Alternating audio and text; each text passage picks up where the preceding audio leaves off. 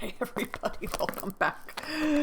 Oh, a gypsy came to the party. Mr. Rochester's out. A friend, Mr. Mason, came over, and we don't really know who he is. But then some fortune teller woman came and would not leave until she talked only to the single ladies. I'm a single lady. I'm a single lady. I'm a single lady. I'm a single lady. Go to the library to talk to the gypsy. She wants to see you, and she wants to see Jane.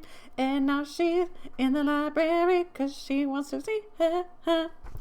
We're on chapter 19, where Jane Eyre is about to go into the library and talk to this fortune teller, because the woman said, there is one more single lady in there, and I know that, and it can only be Jane Eyre.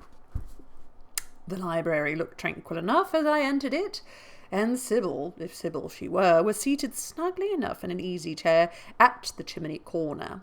She had on a red cloak and a black bonnet, or rather a broad-brimmed gypsy hat, tied down with a striped handkerchief under her chin. An extinguished candle stood on the table. She was bending over the fire and seemed reading in a little black book, like a prayer book, by the light of a blaze. She muttered the words to herself, as most old women do, while she read. She did not desist immediately on my entrance. It appeared she wished to finish a paragraph. I stood on the rug and warmed my hands, which were rather cold, and sitting at a distance from the drawing-room fire. I felt now as composed as ever I did in my life. There was nothing, indeed, in the gypsy's appearance to trouble one's calm. She shut her book and slowly looked up. Her hat brim partially shaded her face, yet I could see, as she raised it, that it was a strange one. It looked all brown and black. Elf locks bristled out from beneath a white band which passed under her chin, and came half over her cheeks, or rather jaws. Her eye confronted me at once with a bold and direct gaze. "Well, and do you want your fortune told?" said she in a voice as decided as her glance, as harsh as her features. "I don't care about it, mother. You may please yourself, but I ought to warn you I have no faith." "It's like your impudence to say so." "I expected it of you. I heard it in your steps as you crossed the threshold." "Did you? You have a quick ear." "I have, and a quick eye, and a quick brain." "You need them all in your trade." "I do, especially when I have customers like you to deal with." "Why don't you tremble?" "I'm not cold." "Why don't you turn pale?" "I am not sick." "Why don't you consult my art?" "I'm not silly." The old crone nickered and laughed under her bonnet and bandage. She then drew out a short black pipe, and lighting it, began to smoke. Having indulged a while in this sedative, she raised her bent body, took the pipe from her lips, and while gazing steadily at the fire, she said very deliberately, "You are cold and sick, and you are silly." "Prove it," I rejoined. "I will, in few words. You are cold because you are alone. No contact strikes the fire from you that is in you. No contact strikes the fire from you that is in you. You are sick because the best of feelings, the highest and sweetest given to man, keeps far away from you. You are silly because, suffer as you may, you will not beckon it to approach, nor will you stir one step to meet it where it waits you." She again put a short black pipe to her lips and renewed her smoking with vigor. "You might say all that to almost anyone who you knew lived a solitary dependent in a great house." "I might say it to almost anyone, but it would be true of almost anyone." "In my circumstances?" "Yes, just so, in your circumstances, but you find me another precisely placed as you are." "It would be easy to find you thousands." "You could scarcely find me one. If you knew it, you are peculiarly situated, very near happiness, yet within reach of it. The materials are all prepared. There only wants a movement to combine them. Chance laid them somewhat apart. Let them be once approached, and bliss results." "I don't understand enigmas. I never could guess a riddle in my life." "If you wish me to speak more plainly, show me your palm." "And I must cross it with silver, I suppose?" "To be sure." I gave her a shilling. She put it in an old stocking foot, which she took out of her pocket. Having tied it round and returned it, she told me to hold out my hand. I did. She approached her face to the palm and pored over it without touching it. "It is too fine," said she. "I can make nothing of such a hand as that. Almost without lines. Besides, what is in a palm? Destiny is not written there." "I believe you," said I. "No," she continued, "it is in the face, on the forehead, about the eyes, in the eyes themselves, in the lines of the mouth. Kneel and lift up your head." Okay, hot priest from Fleabag, tell me to kneel. Oh my God. "Ah, now you are coming to reality," I said, as I obeyed her. "I shall begin to put some faith in you presently." I knelt within half a yard of her. She stirred the fire, so that a ripple of light broke from the disturbed coal. The glare, however, as she sat, only threw her face into deeper shadow. Mine it illuminated. "I wonder with what feelings you came to me tonight," said she, when she examined me a while. "I wonder what thoughts are busy in your head, in your heart, during all the hours you sit in yonder room, with fine people flitting before you like shapes in magic lantern. Just a little sympathetic communion passing between you and them, as if they were really mere shadows of human forms, and not the actual substance. I feel tired often, sleepy sometimes, but seldom sad." "Then you have some secret hope to buoy you up and please you with whispers of the future?" "Not I. The utmost I hope is to save money enough out of my earnings to set up a school some day in a little house rented by myself. A mean nutriment for the spirit to exist on, and sitting in that window seat. You see, I know your habits. You have learned them from the servants. Ah, you think yourself sharp. Well, perhaps I have. To speak truth, I have an acquaintance with one of them, Mrs. Poole." Oh. I started to my feet when I heard the name. "You have? Have you?" thought I. "There is Diablerie. Like diabolical? Diablerie in the business after all, then. Diablerie. Black art. Black art is diablerie." "Don't be alarmed," continued the strange being. "She's a safe hand, is Mrs. Poole. Close and quiet. Anyone may repose confidence in her. But as I was saying, sitting in that window seat, do you think of nothing but your future school? Have you no present interest in any of the company who occupy the sofas and chairs before you? Is there not one face you study? One figure whose movements you follow with at least curiosity?" "I like to observe all the faces and all the figures." "But do you never single one of the rest? One from the rest? Or may it be two?" "I do frequently, when the gestures or looks of a pair seem telling a tale. It amuses me to watch them." What tale do you like best to hear?" "Oh, I have not much choice. They generally run on the same theme, courtship, and promise to end in the same catastrophe, marriage." "And do you like that monotonous theme?" "Positively. I don't care about it. It is nothing to me." "Nothing to you? When a lady young and full of life and health, charming with beauty and endowed with the gifts of rank and fortune, sits and smiles in the eyes of a gentleman, you—" "I what?" "You know, and perhaps think well of."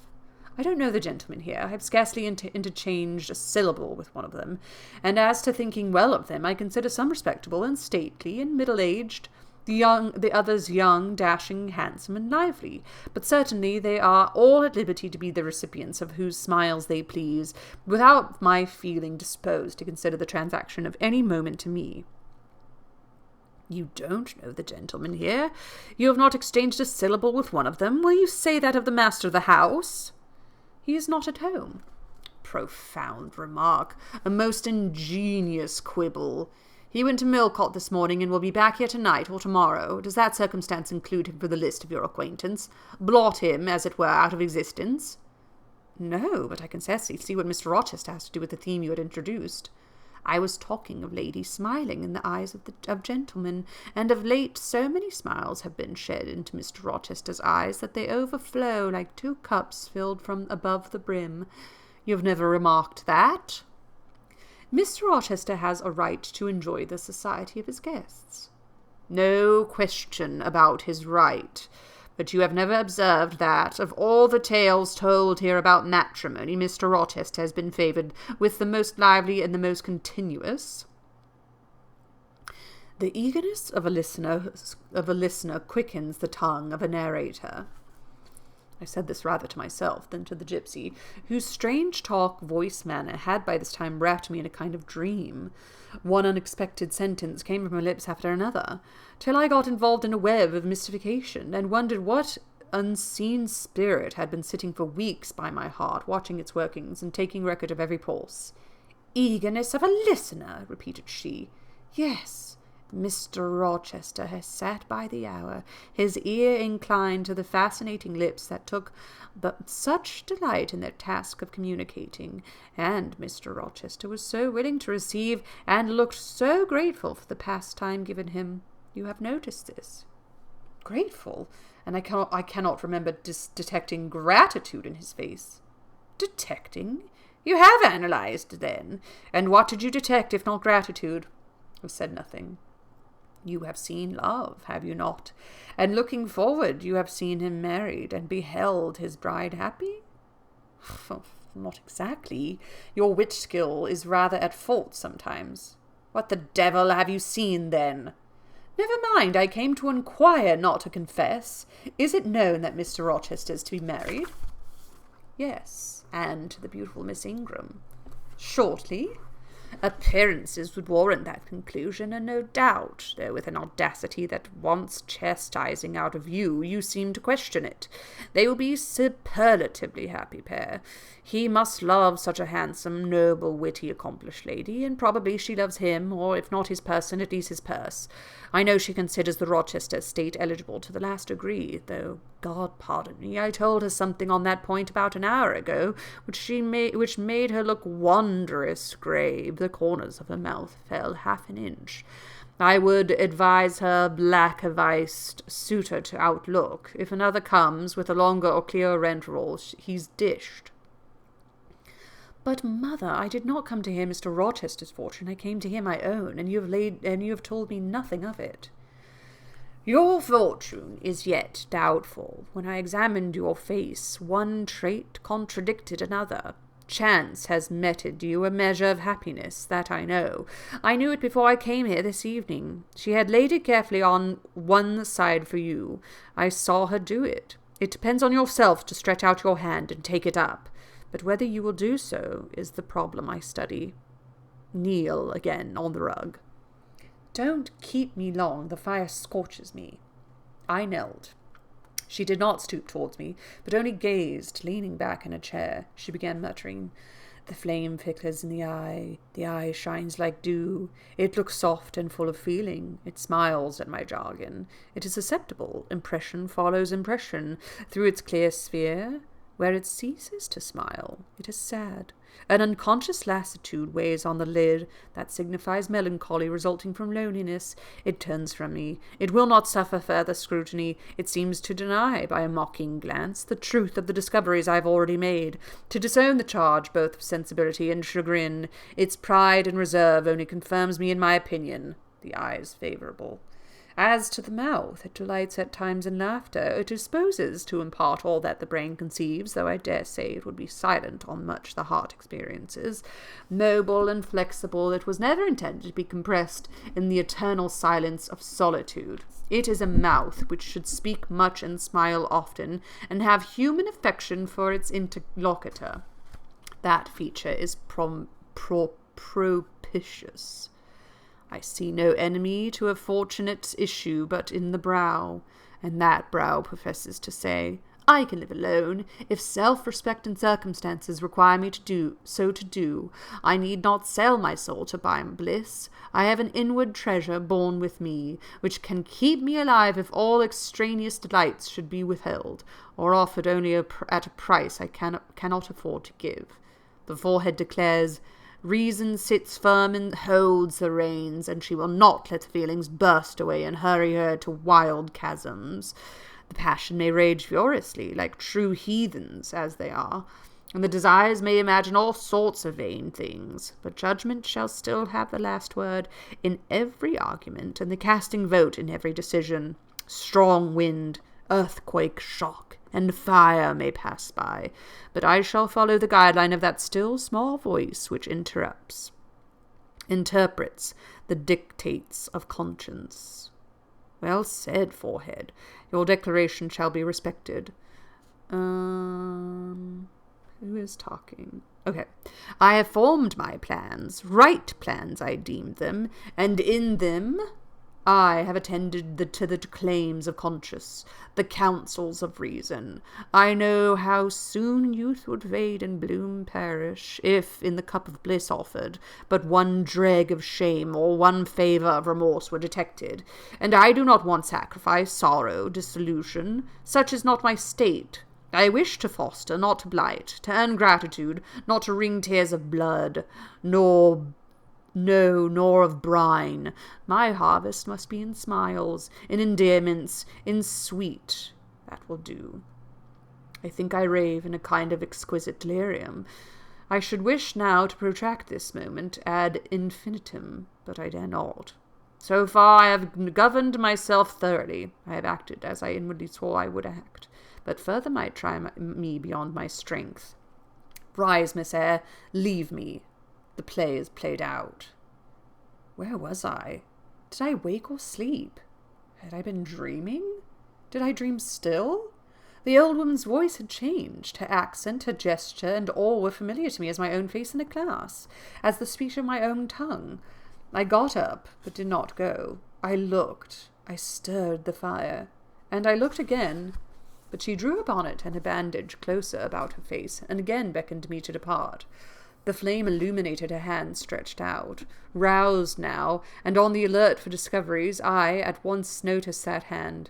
It was no more the withered limb of eld than my own. It was a rounded, supple member with smooth fingers, symmetrically turned, and a broad ring flashed on the little finger, and stooping forward, I looked at it, and saw a gem I had seen 100 times before. Again I looked at the face, which was no longer turned from me. On the contrary, the bonnet was doffed, the bandage displaced, the head advanced. "Well, Jane, do you know me?" asked this familiar voice. "Only take off the red cloak, sir, and then—" "But the string is in a knot. Help me." "Break it, sir." "Then there, off ye yield its lendings," and Mr. Rochester stepped out of his disguise. "What? Now, sir, what a strange idea. But well carried out, eh, don't you think? With the ladies you must have managed well, but not with you. You did not act the character of a gypsy with me. What character did I act? My own? No, some unaccountable one. In short, I believe you have been trying to draw me out, or in. You have been talking nonsense to make me talk nonsense. It is scarcely fair. Do you forgive me, Jane? I cannot tell till I have thought it all over. If on reflection, if I find I have fallen into a great absurdity, I shall try to forgive you, but it was not right. Oh, you have been very correct, very careful, very sensible. He was dressed up as a fortune-telling gypsy. Okay. I reflected and thought on the whole I had. It was a comfort, but indeed I had been on my guard almost from the beginning of the interview. Something of masquerade I suspected. I knew gypsies and fortune-tellers did not express themselves as this seeming old woman had expressed herself. Right. Besides, I noted her feigned voice, her anxiety to conceal her features, but my mind had been running on Grace Poole, that living enigma, that mystery of mysteries, as I considered her. I had never thought of Mr. Rochester. "Well," said he, "what are you musing about? What does that grave smile signify?" Wonder and self-congratulation, sir. I have your permission to retire now, I suppose. No, stay a moment and tell me what the people in the drawing-room yonder are saying. Discussing the gypsy, I dare say. Sit down. Let me hear what they said about me. I'd better not stay long, sir. It must be near 11 o'clock. Oh, are you aware, Mr. Rochester, that a stranger has arrived here since you left this morning? A stranger? No, who can it be? I expected no one. Is he gone? No, he said he had known you long, and that he could take the liberty of installing himself here till you returned. The devil he did. Did he give his name? His name is Mason, sir, and he comes from the West Indies, from Spanish Town in Jamaica, I think. They are really blowing over this whole gypsy thing. I'm surprised. Mr. Rochester was standing near me. He had taken my hand as if to lead me to a chair. As I spoke, he gave my wrist a convulsive grip. The smile on his lips froze. Apparently a spasm caught his breath. Mason? The West Indies, he said, in the tone one might fancy as speaking automaton to announce its single words. Mason? The West Indies, he reiterated, and he went over the syllables 3 times, growing in the intervals of speaking, whiter than ashes. He hardly seemed to know what he was doing. Do you feel ill, sir? I inquired. Jane, I've got a blow. I've got a blow, Jane, he staggered. I've got a blow. Oh, lean on me, sir. Jane, you offered me your shoulder once before. Let me have it now. Yes, sir, yes, and my arm. He sat down and made me sit beside him. Holding my hand in both his arms, he chafed it, gazing on me at the same time, with the most troubled and dreary look. My little friend, said he, I wish I were in a quiet island with only you, and trouble and danger and hideous recollections removed from me. Can I help you, sir? I'd give my life to serve you. Oh? You'd give your life to serve him? Jane, if aid is wanted, I seek it at your hands. I promise you that. Thank you, sir. Tell me what to do. I'll try at least to do it. Fetch me now, Jane, a glass of wine from the dining room. They will be at supper there, and tell me if Mason is with them, and what he is doing. I went. I found all the party in the dining room at supper, and Mr. Rochester had said they were not seated at table. The supper was arranged on the sideboard. Each had taken what he chose, and they stood about here and there in groups, their plates and glasses in their hands. Everyone seemed in high glee. Laughter and conversation were general and animated. Mr. Mason stood near the fire, talking to Colonel and Mrs. Dent, and appeared as merry as any of them. I filled a wine glass. I saw Miss Ingram watch me frowningly as I did so. She thought I was taking a liberty, I dare say, and I returned to the library. Oh, Miss Ingram, ugh. Mr. Rochester's extreme pallor had disappeared, and he looked once more firm and stern. He took the glass from my hand. Here's to your health, ministrant spirit, he said. He swallowed the contents and returned it to me. What are they doing, Jane? Laughing and talking, sir. They don't look grave and mysterious, as if they'd heard something strange. Not at all. They are full of jests and gaiety. And Mason? He was laughing too. If all these people came in a body and spat at me, what would you do, Jane? Turn them out of the room, sir, if I could. He half smiled. But if I were to go to them and they only looked at me coldly and whispered sneeringly amongst each other and then dropped off and left me one by one, what then? Would you go with them? I rather think not, sir. I should have more pleasure in staying with you. To comfort me? Yes, sir, to comfort you as well as I could. And if they laid you under a ban for adhering to me? I probably should know nothing about their ban. If I did, I should care nothing about it. Then you could dare censure for my sake. I could dare it for the sake of any friend who deserved my adherence, as you, I am sure, do. Go back now into the room, step quietly up to Mason, and whisper in his ear that Mr. Rochester has come and wishes to see him. Show him in here, then leave me. Yes, sir. I did his behest. The company all stared at me, and I passed straight among them. I sought Mr. Mason, delivered the message, and preceded him from the room. I ushered him into the library, and then I went upstairs. A late hour, after I had been in bed some time, I heard the visitors repair to their chambers. I distinguished Mr. Rochester's voice and heard him say, "This way, Mason, this is your room." He spoke cheerfully. The gay tones set my heart at ease. I was soon asleep. Mr. Rochester dressed up as a gypsy and was like trying to get Jane to be like, "But you love me. You love Mr. Rochester, and you have to like reach out and grab him to prevent him from marrying Miss Ingram."